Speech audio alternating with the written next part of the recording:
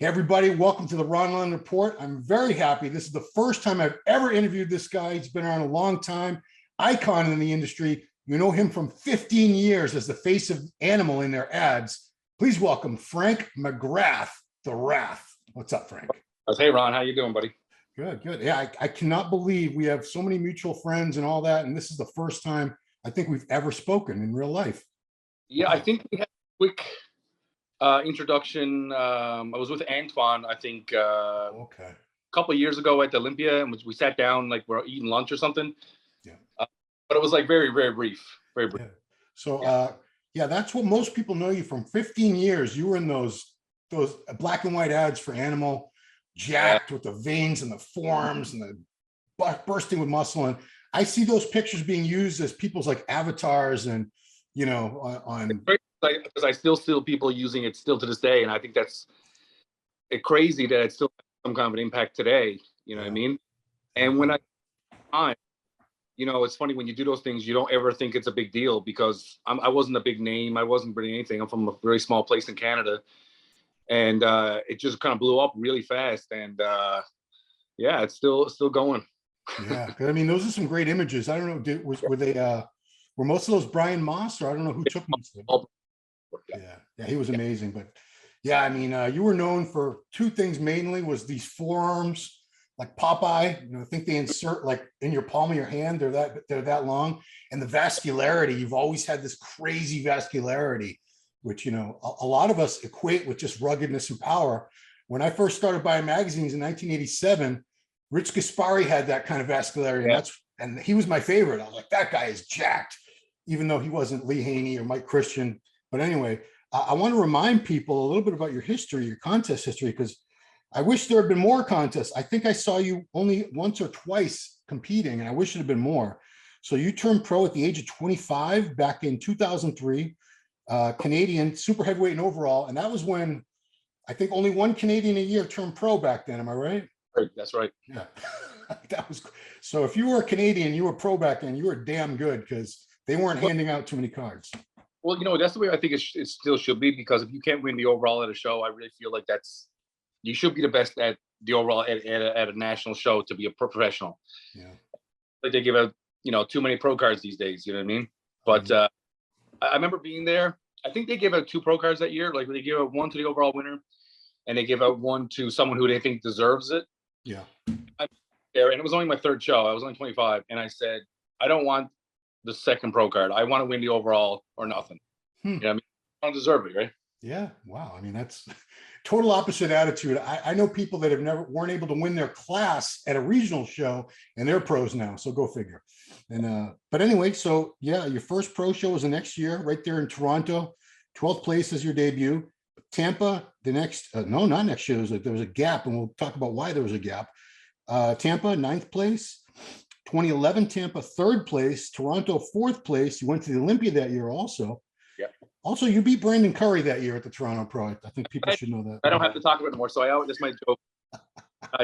I said to Brandon that year, because now, you know, he was after winning Mr. Olympia. I said, well, that means I should have been Mr. Olympia. Right. Yeah. Right? I mean, that's logic. I'll take that. Right. So, and that was a great year for you, 2011. Yeah. 2013, you did another 4th place at the Toronto, beating, oh no, it was, who won that? Victor Martinez, Fawad was 2nd, and Jonathan De La Rosa 3rd. So that was a great lineup. And then I guess is this the last time you competed? Was it 2015 Ferrigno Legacy? Yeah, that was the last one. Yeah, 6th place. So yeah, I just want to say, I wish things hadn't happened. You know, there were injuries and accidents. I wish we had seen more of you, because I think I only saw you once and I was like, this guy's really good. I wish you had been on the scene longer and done more shows, because I think you had a great physique and would have, you know, if you had the right opportunities with no injuries, I think you could have gone further and further than you were able to. But yeah, I definitely, there's some things that were in my control, some things that weren't, but that were out of my control that were part of that. I don't think mentally I was 100% the whole time. You know, I mean, I was in some bad relationships, and like that's the worst thing for a bodybuilder, being in a bad relationship. You know, and just wasn't focused 100% on it. You know what I mean? I kind of was just getting, because like I love to train. Competing was like just fun for me. It wasn't passion, right? But then, you know, things happened. Like I tore my tricep one year, and people said I was done. Then I came back and competed. And then I got in a really bad car accident. And that took me a year. Yeah, explain. I see a couple injuries that were on Wikipedia. There were probably more. It said 2010, your car accident. You lost your spleen, and you collapsed a lung. Yeah. Wow. So, how long did it take you to get back to normal lung function after that? Well, the doctors told me that I needed to take a year off the gym. I spent a month in the hospital. Oof. I went from 270. I was actually getting ready for a contest at that time, and then it happened. And I went down to under 200 pounds. I even have like scars. I got scarred this arm, like skin was ripped off this arm, 40 tricep too as well, and my shoulder. So I spent a month in the hospital. Then I spent another 6 weeks in my own bed at home, not really being able to move. And then I slowly went back to the gym and stuff like that. And the doctors were like, you can't compete anymore. Like, you can train to be healthy and stuff like that, but it's like your body's just been through too much. Wow. And I just, I started to gain weight back, and I said, I got to see if I got anything left. And I remember I worked with Hani Rambod 3 months out from the Toronto Pro, and he even told me that I couldn't do it. I was like, well, listen, I want to try. He's okay. Wow. And fourth at Toronto, and then third at Tampa, just in 3 months. Wow. So yeah. So yeah, your best placings were after these horrific things happened to you. Well, you know what? Yeah. Well, it's because I knew my body wasn't as perfect as it was before, so I had to make up for it. So I had to try harder. I really actually tried my hardest. You know what I mean? Like diet, cardio, everything. Yeah. Yeah. Yeah. I mean, it kind of reminds me of Leveroni. Leveroni tore his pec early in his pro career, and usually that's, for a lot of people, that's the end. You're done. But he had won a couple shows already, but he won most of his shows after the pec tear. And you had most of your high placings after that. And you lost your spleen. I don't even know what a spleen does. I'm sure. I think it helps fight infections in your body. And I think it's a backup supply of blood for your body or something too. Yeah. You don't really need it, obviously, because I don't have one. But the thing is, after I lost it, you're more susceptible to getting sick. So I would go to an expo, shaking a lot of hands, taking pictures and all that kind of stuff. I would get sick after every single expo just because my body couldn't fight off just like a normal cold and stuff, kind of normally stuff like that. So you can live without it. It's not a huge deal, but it's dangerous because my spleen was severed in half, and they were going to send me home, and I would have bled to death at home. Oh my God. We did emergency surgery. It was like, they did a test on me, and because my sister was there, she's like, do a test on him. He doesn't look good. And he's like, no, he's fine. Send him home. And she's like, send him home. If you send him home and something happens, I'll sue you guys. So they did a test right away, surgery. Wow. I would have. Now, correct me if I'm wrong. Is healthcare free in Canada? Yes. Well, we pay it a little bit out of our taxes and stuff, but it's free for us. Yeah. But does that mean maybe sometimes the service you get isn't optimal? You know what? I've been in the States for some other things as well, and I felt the problem with the States is that you pay for it and they kind of do unnecessary surgeries. And here in Canada, they don't do that. I think healthcare is a little better here. Okay. Yeah, because I remember a couple of years ago, Bumstead had to have hernia surgery, and he went down to like Illinois or something to have it done.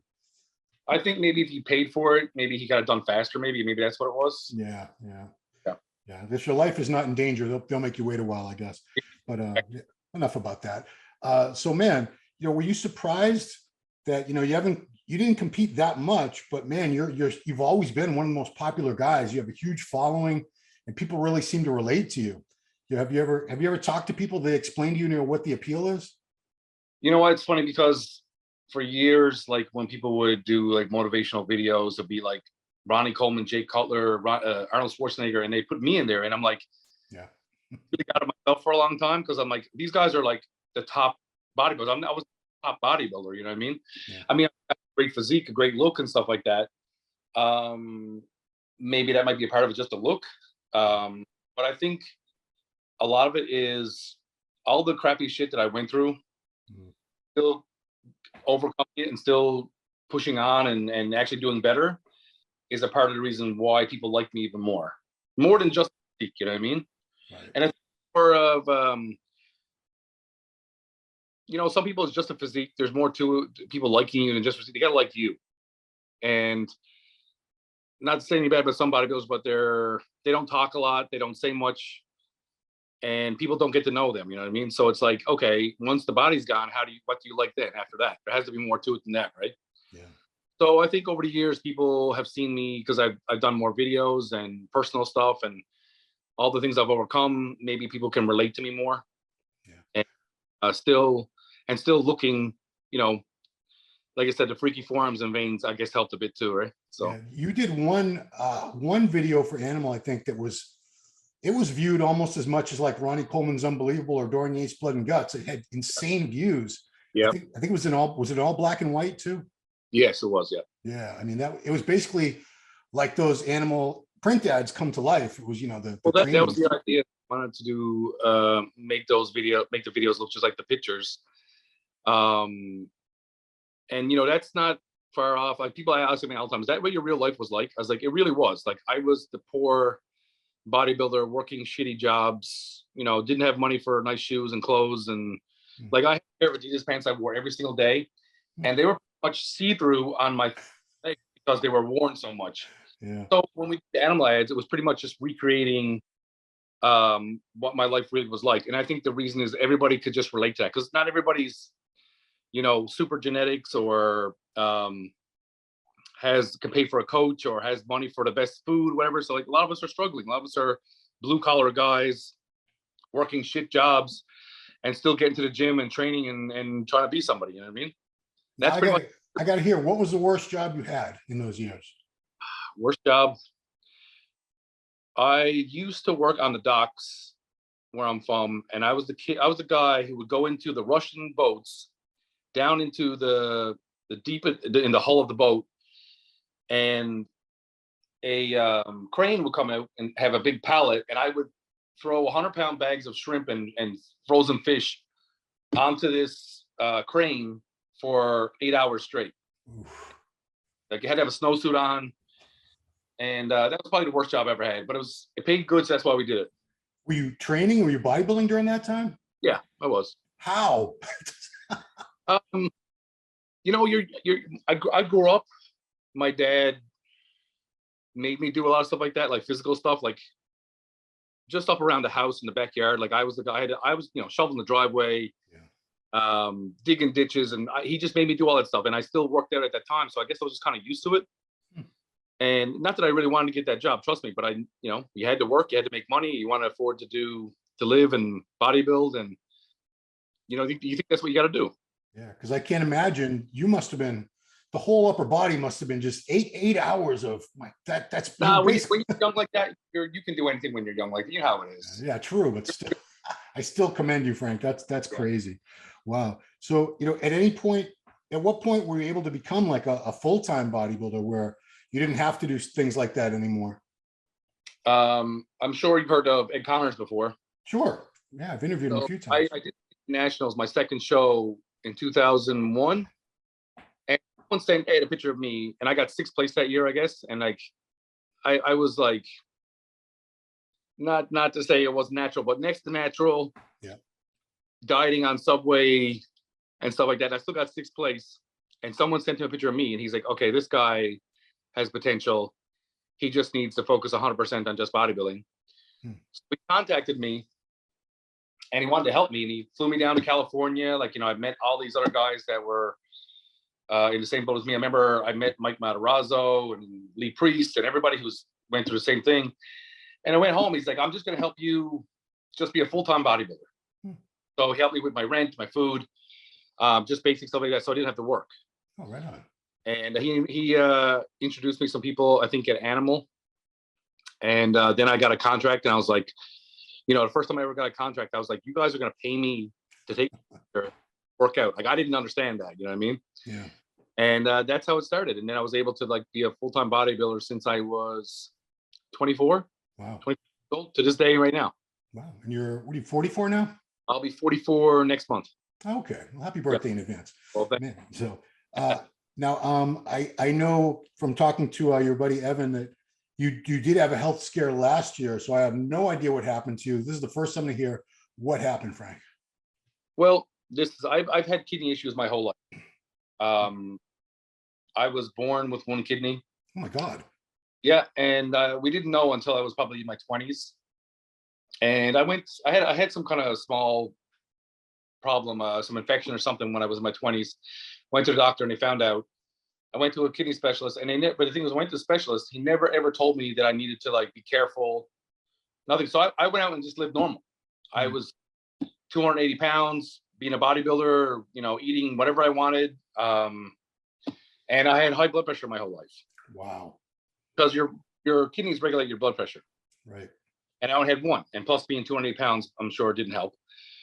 So it got to the point where I was, I think when I was, even my last show, I was having all these problems. I couldn't eat. I was feeling sick all the time. And I went to the doctor and they said, oh, your kidney's failing.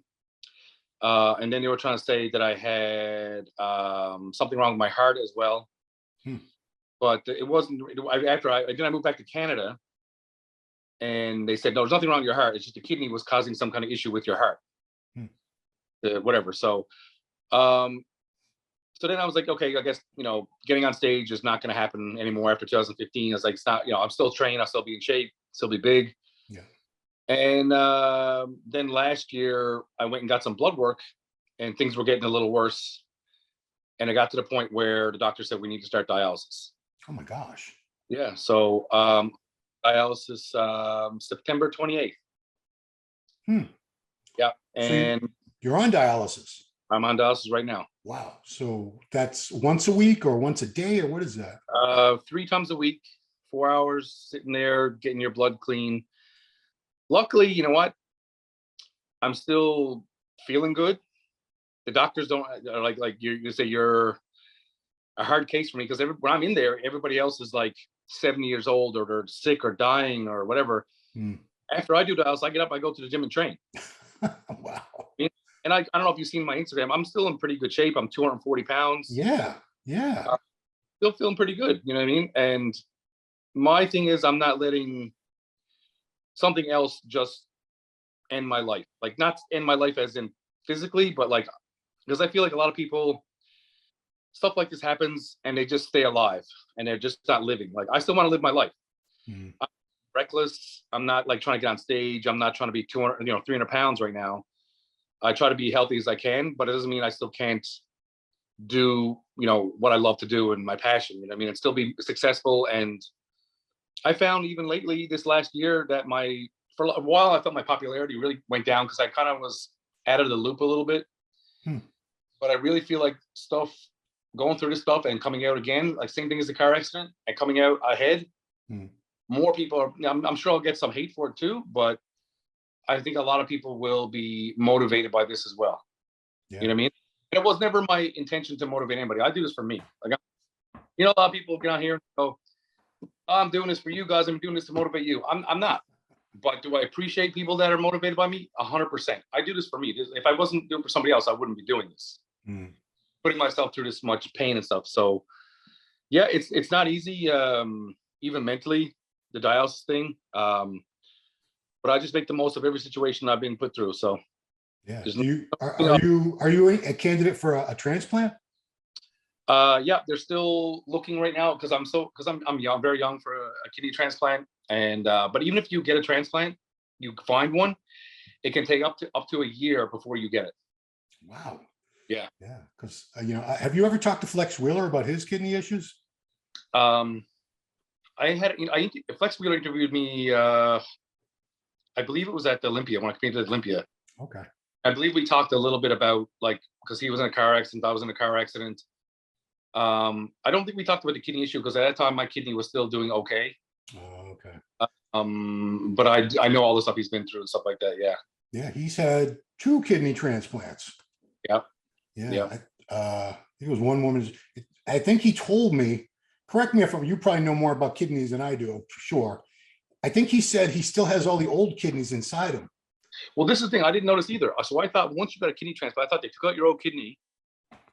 New one, they don't do that. They leave the kidneys in and apparently put it in your stomach.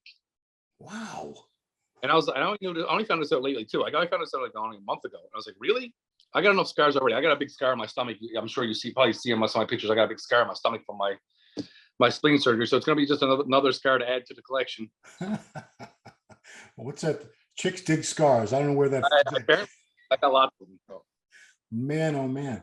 Wow. Yeah, I would, when you said health scare, I thought maybe, oh, he had a little blockage in his heart. He's on a statin or something like that. Because I mean, that's major. Dialysis. I talked to Flex about being on dialysis, and yeah, it was rough. I mean, he ended up getting a portable machine that he used to take when he went on the road with him. I don't know how big it was or anything, but well, there's two kinds. There's hemo and what's the other one called? Mm. One he did was the other one. So it's they put the tube through your stomach. Yeah. Small machine you can carry with you. But the doctor didn't feel like that was the right one for me. So I got the one. I have one in my chest. It's in your chest. It's under your chest. It goes down to your neck, right down to your heart. Wow. And yeah, really, I can get the machine at home, and I'm looking into that right now. But you can't travel with it. It's too big. Okay. Yeah. So do you have like a port permanently there yeah. for the? Oh wow. Well, Don Long had it as well. Yeah, sure. Yeah. I talked to Don Long about it too, and it's like Don Long did 4 pro shows while he was on dialysis. Wow. And but when I saw, and I mean, he wasn't like he said to me, I wasn't my best, but he said I pretty much did it just because I wanted to do photo shoots and still be in shape. That's the same place I'm at. I still just want to be able to look like a bodybuilder, be in shape, and still just do what I love to do. Yeah. Well, now in the comments, people are going to say he should be 180 pounds. What an idiot! He's still way too big. Nick Trigili's going to make a video about you after this comes out. He already had. Oh, he already did. Yeah. Did he call you like an addict, or what do you call you? He's addicted to being big. You know what? He said, I'm sure Frank doesn't care about bodybuilding anymore, blah, blah, blah, and this kind of stuff. And you know what the thing is? He didn't even ask me. I think before you make a video about me, why don't you contact me and ask me my opinion first and ask what's really happening instead of making guessing what's going on. You know what I mean? That's just my only opinion about that. Yeah. About any videos, but just call the person and find out the truth instead of making assumptions or what's really happening, right? Yeah, because I mean, if you're on dialysis, you're under serious medical supervision on a very regular basis. Yep. Do you have all the heart stuff, the calcium scores, the ultrasounds? You have all that done on a regular basis? They do blood work on me maybe every 6 weeks. Okay. And I really haven't had many problems. I've only had a couple of a couple of my what was it? My potassium was a little too high, so all I had to do was stop eating so much potassium. I just had to eat better. Yeah. So right now everything's because my kidney still is functioning a bit. So I think that's probably why I'm still feeling so good. And then the machine has just helped me extra. Yeah. I really don't feel that bad. The only worst thing I could say, sometimes you maybe feel a little tired, but the doctors are pretty amazed that I can still do what I'm doing. Did you have to take your protein intake down at any point? I did take my protein intake down before dialysis. So for a year before dialysis, I was doing 120 grams a day. Wow. And still walking around 240 pounds. Doing TRT, that was it. Now, because the machine clears out a lot of the protein, they actually told me that I need to eat more protein. Oh. So I only eat 4 or 5 times a day. But I still eat like a bodybuilder: chicken and rice, steak, eggs, the same stuff. I just try to cut more the crap out than I usually used to before. Yeah. It's funny, the late John Meadows, he had to take his protein intake way down, and he was on 100, 120 grams a day. Mm-hmm. He was a massive guy, which kind of leads me to wonder, do we really need all this protein as bodybuilders that we eat every day? Well, that's my thought too. I don't think we need as much as we are consuming, because honestly, I did it. I think 120 was probably a little too low. But I added more fats, added more carbs, add more calories. But I don't think we need this 350 grams of protein a day. I mean, that's my personal opinion. Yeah. Your body weight maybe should be enough. So if you're 240 pounds, I think 240 should be just enough. Yeah, that makes sense. So I'm curious about, you've been training for a very long time. You've been training, I guess, close to 30 years at this point. Yeah, 30 years. It's been 30 years. Yep, I was 14 years old. So how do the joints, how's everything feel?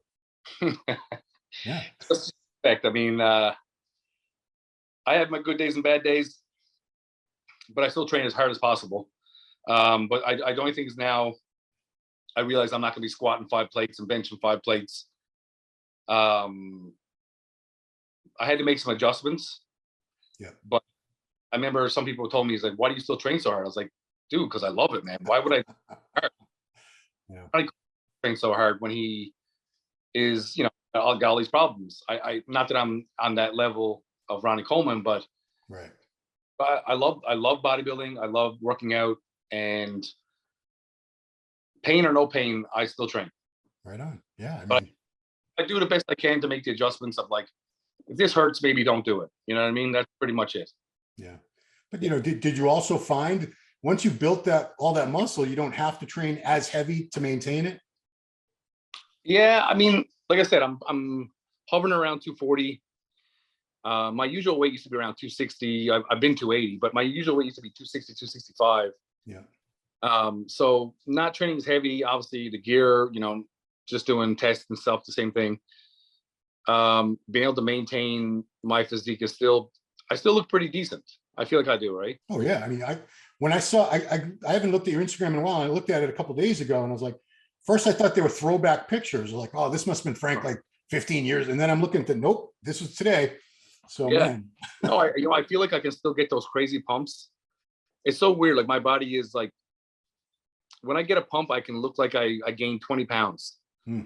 My body still has that ability to like, and I still get very vascular. Like I said, I think my body looks pretty much the exact same, just like 15 pounds lighter. Yeah. I mean, that's why I thought of the old pictures, because you still have like that real round fullness in the shoulders, the chest, the arms. That typically when guys downsize a little bit, they start losing a lot of that. And you don't seem to have lost it.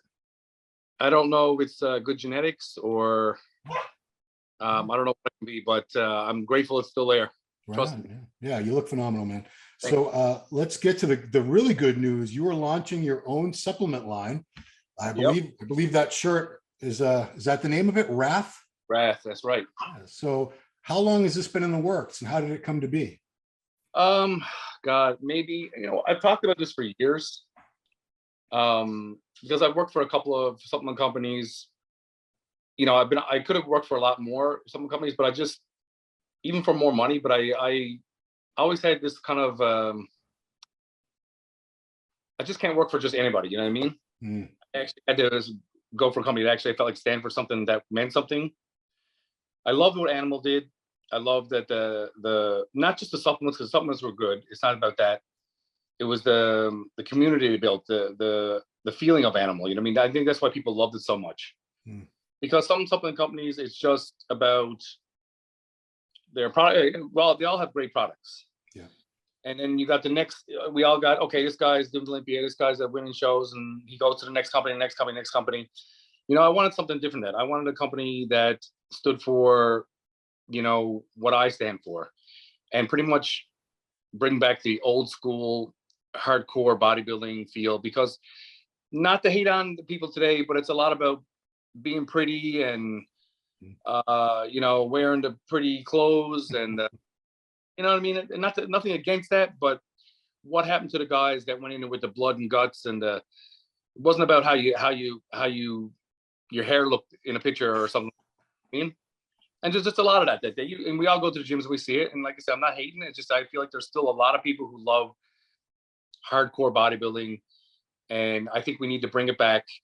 I just think there's a big market for that, and we're going to take advantage of it for sure. Yeah. So what kind of, are you launching with a certain amount of products? Can you tell us anything about that yet? Well, we're launching 3 products right now. We're doing a pre-workout, intro workout, and a vasodilator. So pretty much these are products that I use all the time anyway, and formulas that I've worked with people that the ingredients that I like, for me personally, that I've used of different companies. Yeah. So I think that these are things that help me get where I am. So I want to give that back to the audience that follow me. You know what I mean? But like I said, to me, it's not all just about selling supplements. It's about people being having a place where they feel like they belong. You know what I mean? Yeah. Like the freaks and the hardcore guys are still out there, and I think they need a home, and I want to bring it back. Well, here's an idea. I'm sure it's already occurred to you, but Animal, one of the things that I thought was so cool what they did over the years was that Animal Barbell Club, where different cities, they would basically do these tours all year with some of their top guys like you and Evan. Yep. Was Fankhauser one of them too at one point? Yeah. Yeah. So, and the fans would get a chance to come out to some local hardcore gym. Yep. You always did it like when you went to the Arnold, especially. Yeah. And you did the big cage. You had the big cage at the Arnold every year too. Yeah. And they got a chance to watch you guys train and sometimes even train with you. And that's the sense of community that's missing now is. Yeah. Well, you know what? This is the thing. That's why I said, I love what Animal did. But I want to step it up one step better. You know what I mean? Like I said, I think it's being involved with the fans more. It means a lot to them because we would do these training sessions. We would go to the gyms like at the Arnold and Olympia, and we would train with the fans. Like a couple of guys would get to train with me or Evan or whoever, right? Yeah. Then dinner and hang out with these guys and talk with them. And even we would do that, like the animal cage at the Olympias and stuff, the booths. You got the opportunity to come in and like we would do seminars. People could interact with you. You know what I mean? It's not just a picture, hug, okay, bye. That's it, right? Right. So it's a little bit, and I really tried to make every person feel important, because any person that come up, they wanted to take a picture, autograph, or whatever, just meet you. It made me feel really good, and I just wanted to give back to them. You know what I mean? Like if you're taking your time to stand in that line, I'm gonna take the time to talk to you about whatever. You know what I mean? And I want to do the same thing with Wrath, but take it to the next level. Cool. Would you bring on athletes as part of that, or are you going to be? Definitely. I mean, I'm the face of the company, but we're definitely bringing on athletes, and not just bodybuilders. We're looking at all aspects of sports, like fighting, powerlifting. It's not about just having to be a bodybuilder, because how many people that buy supplements actually compete? Very few. Very. So I want them to feel like they don't have to be actually a professional bodybuilder or like a national level bodybuilder to be a part of what we're doing. Yeah. You know what I mean? So I want everybody to feel like they can be a part of what we're doing. Right on. Cool. Yeah. So where are the products going to be available when you launch? We're coming out of the States first. Oh, right on. Yeah. And then we're expanding it from there. Because I know supplements, the laws and everything is much stricter in Canada. Like a lot of supplements that we have in the US, you can't even legally buy up there. There's so many restrictions on what you can put in Canada. And getting things approved is way harder in Canada as well. But the people I'm partnered with are in the States. Yeah. So I'm glad it's coming out of there too, so we can actually make stuff the way we want to make it. You know what I mean? Without the. Yeah. So what's you've probably field tested the products so far. Do you have a favorite out of those three for you personally? You know what? We've done some taste testing and stuff like that, and we still are perfecting it. We're planning a launch next month, actually. Nice. So I want everything to be perfect, because for me, supplements, they got to work great. They got to taste great. You know what I mean? So some companies will have great supplements and they taste like shit, or the other way, they taste great and they are not good for you. Yeah. I'm very picky about supplements. Like I like things a certain way, and that's the way I'm going to make these. And I feel a lot of people feel the same way I do about supplements. You know what I mean? Like I want, like I said, when we make protein, it's got to taste good. Like I don't want to, it's got to not upset my stomach. Like I want to feel good while doing it. And pre-workout, I want something that really makes me feel alive. Like, trust me, I don't like these pre-workouts. They're like, I like stuff that makes me feel like going crazy in the gym. That's what I like. Right. Yeah. I mean, that's why pre-workouts are the top selling supplement out of everything. I think they even outsell whey protein. Yeah, definitely. I think that's one product right now. Absolutely. Sure. Yeah. I mean, you take those things and you feel like you want to go train, man. Yeah. So you're involved in a couple other things. One of them I know through Jose Raymond is Telegram is an app, and you're part of that Centopani circle, right? Yes. So Evan reached out to me, I guess, 2 months ago and told me about this, the Sending Potty Circles. And I was like, well, I never heard of this Telegram thing before. Right.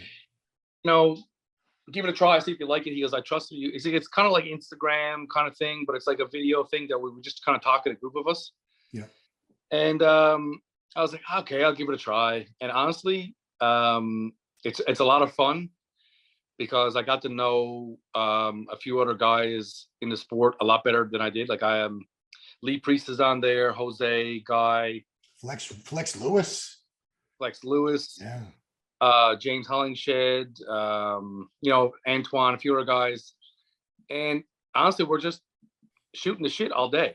Yeah. We talk about some like important stuff about training, about, you know, people have had deaths in the family. And then we're talking about, you know, what you guys use, a spoon or a fork. We're still fighting that one. So what do you guys use, a spoon or a fork? Shovel, man. Yeah, because it's a lot of fun, and honestly, I look forward to getting on there every day and shooting shit with the guys. Yeah, because I was driving down to the New York Pro with Jose a few weeks ago, and he was on it. He was doing that half the time on the drive. I was like, who are you talking to? And I could hear the voices, and then he explained it to me. And I was like, wow, that's a cool idea. It's like for a lot of us, I guess it's funny because we all talking. Lee Priest is on there. And I love talking to Lee. He's hilarious. Yeah. Morning, I woke up to a couple of videos of Lee doing karaoke at home. And it's crazy. And Juji's on there too. Juji Move. Yeah, Chris Tuck. Dude, it's a lot of fun. You guys got to check it out. Yeah, Telegram. I never heard of it until he told me either. Yeah. The other thing I saw on your Instagram, you're a ambassador, model, something for Flag Nor Fail, the Robin Dana Lynn's company. So that's crazy because they're so mainstream and so far, I don't know, I want to say above the bodybuilding industry, because I see like regular people wearing their stuff all over the place. How did you be a massive bodybuilder like yourself become a model for Flag Nor Fail? Well, you know, I've been fans of Dana, and you know, it's funny to me because they said they were fans of mine. Over the years, like Rob and Dana would tag me in some videos. I remember Rob tagged me in a forearm video because he had a vape. And we always kind of liked each other's pictures over the years and stuff like that. And you know, I think maybe I love what they stand for, and I think I talked to them, and they love what I stand for, what, you know, my beliefs and my morals and stuff like that. And I don't know. I think I love their clothes, and I love their attitude. I love when I talk to Rob, like just the way he does business and the way he handles everything he does. And it's not just about making money. Like when he said he was hiring athletes, he said it's not about who makes more sales or because you're Olympia. He said it's, you know, what you guys stand for. If you stand for the same things that the company stands for. So, you know, they have different people on there, like bodybuilders. They had some fighters. So it's just not about bodybuilding. You know what I mean? It's not about getting on stage and stuff like that. And I think it's more just living the lifestyle of training and that active lifestyle. Like when I go up there, I'm actually going there next week. We're going to the rodeo. We're going Montana. Yeah, Montana. We're going dirt biking. I was up there in the winter. We were snowmobiling. And dude, it's just fun to hang out with these guys and just a great time, man. Yeah, man. I remember when Flag Nor Fail started, Rob and Dana and one other guy were in a van selling t-shirts. They only had like 3 different t-shirts, and they did a whole Northeast gym tour for like a whole spring and summer. So very humble beginnings. Those two worked very, very long and hard to do what they're doing now. So yeah, cool to be part of that. I think it's like with them, they have no ego. They're very humble people. Like when I went down there and met them, like really met them for the first time, it's like we knew each other for years. It was just like super comfortable, and we were just hanging out. Like it wasn't like I didn't feel like I was working. I mean, and no, I think it's probably one of the best companies I've ever worked for in my life. Nice. Yeah. So, I'm curious. You've been out of competition for a little while. Do you still follow the sport very closely? And who are some of the athletes that you really, you look up to now as the top of their game? No, I definitely don't follow like I used to, because I was just talking about this actually on the Telegram actually the other day. I was like, I asked the guys, how many of you still follow bodybuilding like you used to? And a lot of people said they didn't, because it's different when you are actually competing, or like if you are able to compete, you know what I mean? Like in that time of your life. Yeah. So the fact that I'm not really in that no more, I still watch sometimes. Like I'll watch like who wins the Olympia. I watch the Olympia, look at the Arnold. But a lot of times people come there, I'm like, man, who's this guy? I've never seen this guy before. And for a long time, I wasn't really a fan of classic, but classic, I've become a fan of, because I really believe that I probably could have even done something like that at my size. I was never like the biggest guy on stage. My biggest on stage was probably 230, 235. Hang on, I've got the heights right here.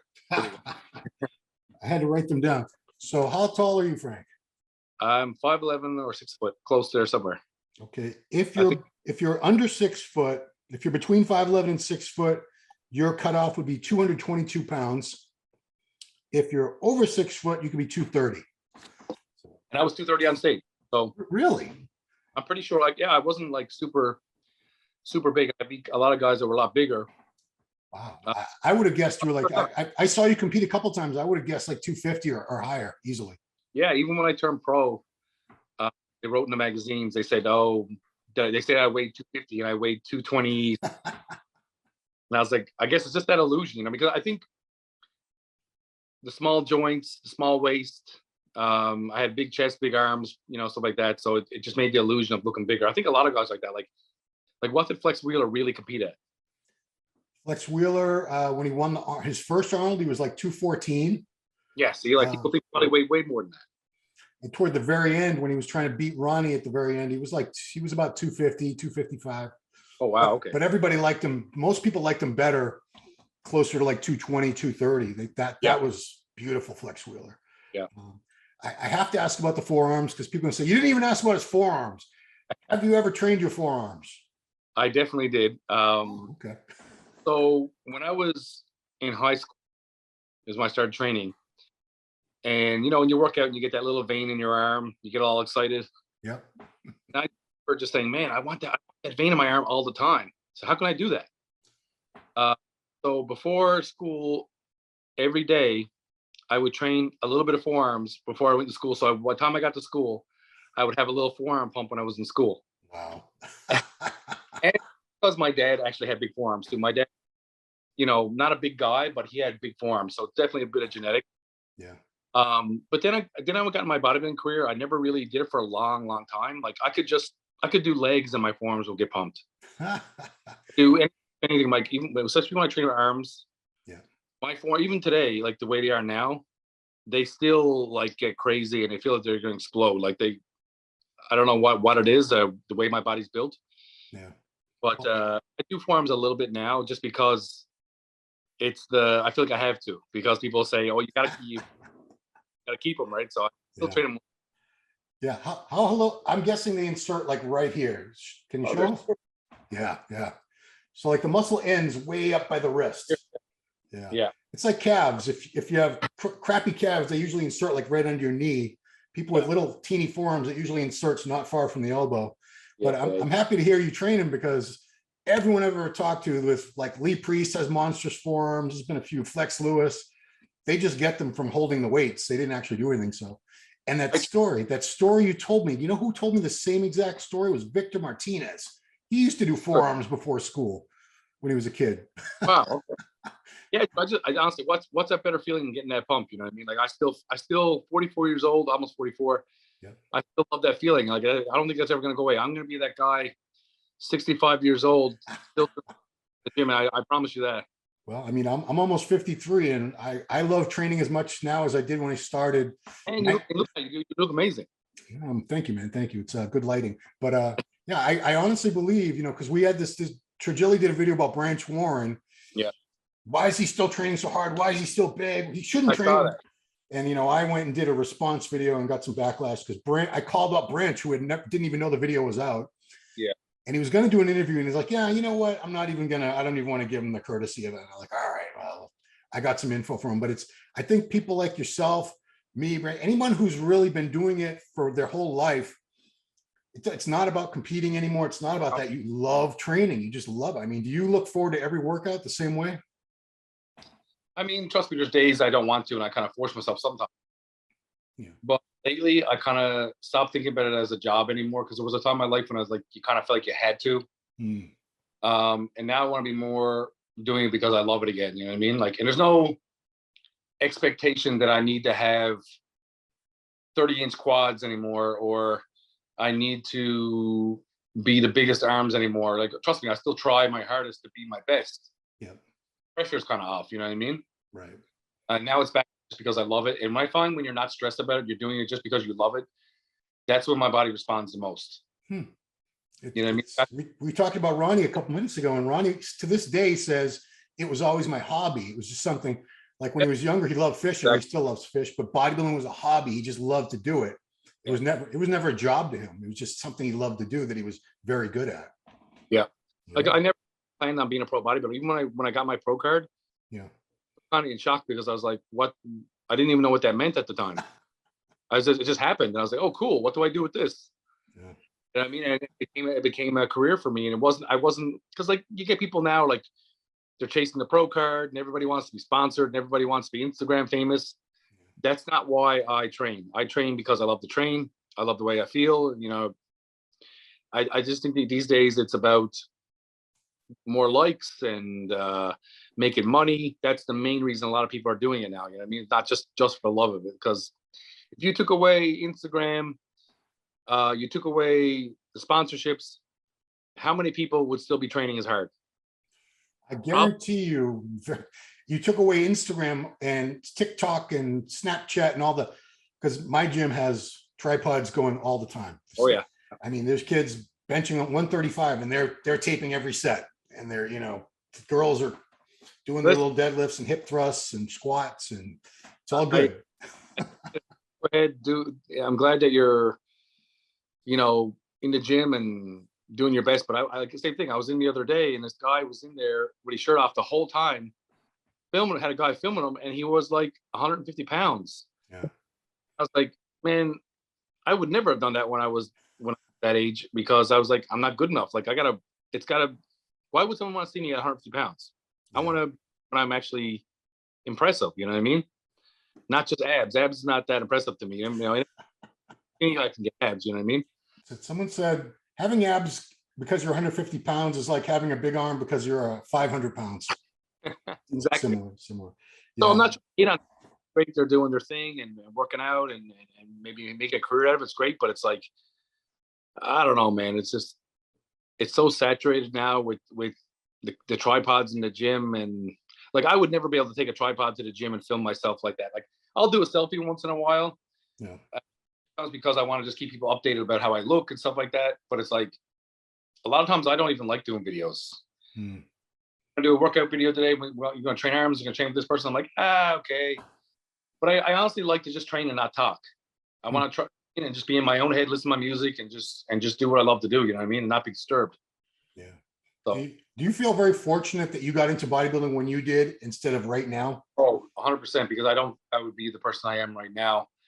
I'm sure if I was born 20 years or 30 years later, I would probably be the same way. I'd probably be the same TikTok, Instagram person, you know what I mean? And I'm glad that I was just before all that stuff, you know what I mean? Yeah. The Instagram and all that stuff pretty much came out right when I was kind of tapering off competing.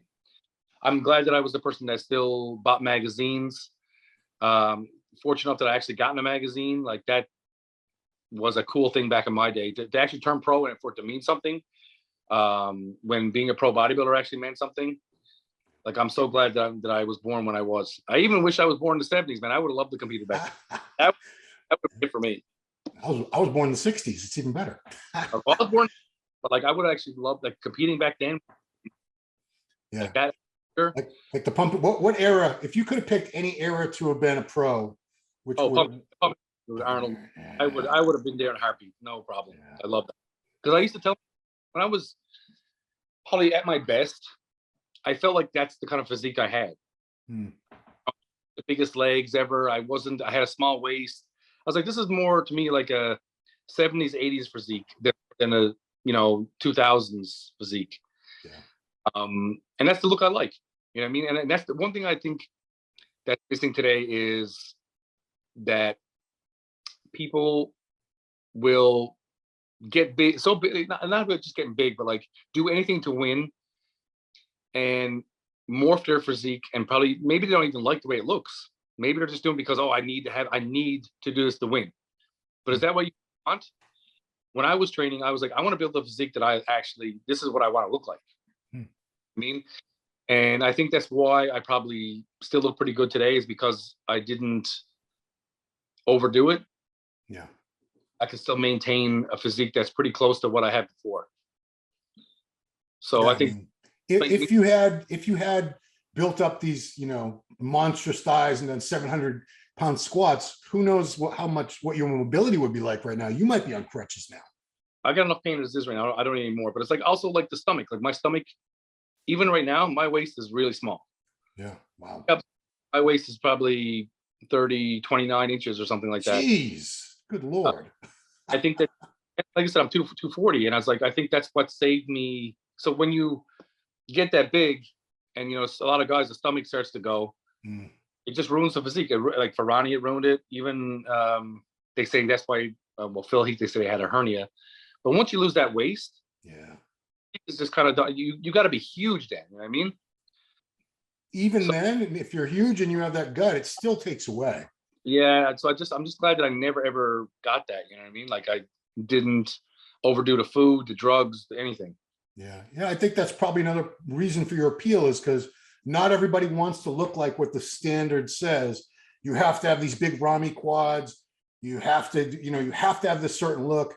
And like you said, you built the physique you wanted to build, and not necessarily the physique that was winning Mr. Olympia at the time. And I guess you weren't even concerned about that. No. Listen, Ronnie Coleman's probably still one of my favorite bodybuilders of all time. I love Ronnie Coleman. Yeah. I love going and watching his videos. I love watching him on stage, and just totally blown away by someone that could look like that and that size. Part of me maybe felt like I wanted that a little bit, but at the same time I was like, you know what? I kind of like that I still had a kind of freaky look in a way. Arms and the veins and stuff like that, and having a waist. Yeah. But at the same time, I think it was still a good looking physique. Yeah. You know what I mean? A little freaky, but still a little good looking, you know what I mean? But I think I built a physique that I wanted, and it wasn't chasing somebody else. You know what I mean? I wasn't worried about what anybody else looked like. I was like, okay, this is the way I want to look, and I'm happy with it. You know what I mean? Yeah. I mean, most of the guys who chased a look, it didn't work. It didn't end well for them. The guys that all tried to chase Dorian and be Dorian didn't end well. Same thing with Ronnie. Well, we got to look like Ronnie. Most of them just ended up destroying it. Like I said, Ronnie is still my favorite bodybuilder probably of all time. But there was a certain point where Ronnie just didn't need to get bigger. He could have kept winning, and he didn't need to get. When he was like probably, I don't know what it was, a 265 or perfect, one of his best looks. He had a pretty small waist, great look, and it's just absolutely shredded. Like he didn't need to be 300 pounds on stage. He would have kept winning. But that's the bodybuilder mentality, is bigger, better. And I understand it, but like he was at a point where, dude, this is perfect. You do like same thing, Flex Wheeler. He just never needed the ball. He was trying to catch Ronnie. Right. That's what I'm saying. Yeah. But I don't think that I was working well for everyone. Yeah, I mean, it takes a lot of courage, because you're trying to win, you're trying to beat these guys. It had to be tough to stick to your guns and say, I'm not going to do this, I'm not going to do that, just because people say that's what I need to do. So like when you're done competing, that doesn't mean you still don't want to look good. Right. So you don't want to like destroy your physique to a point where it's like, I don't know. I've known some guys that like they just will never look the same again. You know what I mean? So big and so blown out that the physique will never go back the way it was before, and they kind of just gave up. Yeah. I don't know. I'm not trying to hate on anybody for that, but it's like, I'm just glad I did what I did. This is, but hey, granted, those people probably did better than I did, and placed higher, and were like top level bodybuilders. There's a price to pay for it, right? Yeah, absolutely. Price to pay for everything. Cool. Well, man, it's been so cool finally talking to you, Frank. It's been way overdue, years and years overdue. Had no idea you'd been through this recent thing. I never knew you had any kidney issues in your life. turns out you only had one kidney all this time. Wow. Yep. So now I'm glad to hear that you got it under control, and man, wishing you the best success with, it's called Wrath. Just Wrath. Wrath. Yeah, that's cool. So I like things simple. I've never been like I'm a very simple guy. Like, I like my clothes simple, my food simple. So I don't think it doesn't need gimmicks to make it good, you know? Yeah. So is there an Instagram page for it yet? There is. Right now it's Wrath. What's it? Wrath Performance? Wrath Performance. All right, guys, check that out. You probably already know Frank's Instagram. Frank, your Instagram is? Frank _McGrath 78. So you were born in 1978, apparently. Yeah. Yeah. Don't tell it. That's a great year. I'm trying to see how many. I know you had like almost 600,000 followers the last time. It's probably more by now. That was days ago. Yeah, 567, man. Good job. Yeah, not bad. Not bad at all. Francis McGrath, athlete. Yeah. Cool. My real name is Francis. I know. My real name is Ronald, but don't tell anybody. Okay. So, cool, man. So I wish you the greatest success with that. It's been awesome talking to you, Frank. Awesome. Hopefully we'll talk again sometime. Yeah. Okay. And, cool, man. So thanks everybody for watching Ronline Report with the Wrath, Frank McGrath. We'll see you next time. Later.